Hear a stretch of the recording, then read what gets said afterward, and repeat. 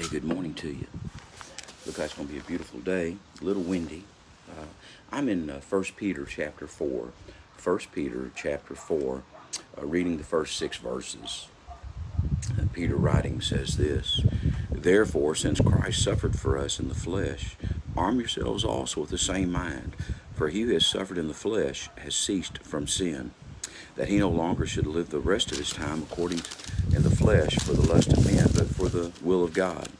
For we have spent enough of our past lifetime in doing the will of the Gentiles, when we walked in lewdness, lust, drunkenness, revelries, drinking, parties, and abominable idolatries. In regard to these, they think it strange that you do not run with them in the same flood of dissipation, speaking evil. They will give an account to him who is ready to judge the living and the dead. For this reason the gospel was preached also to those who are dead, that they might be judged according to men in the flesh, but live according to God in the Spirit.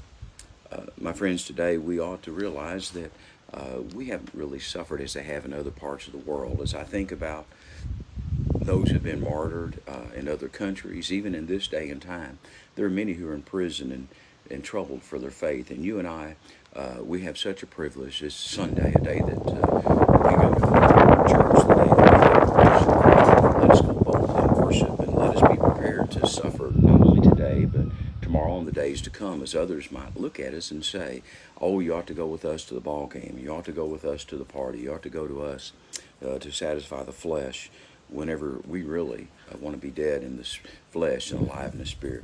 Pray that you have a great day today. Looking forward to seeing you at the time of worship. Join us 9 o'clock for life groups, 10 o'clock for worship. You have a great day, and know as always at Westview, we mean it when we say we're here for you. And God bless.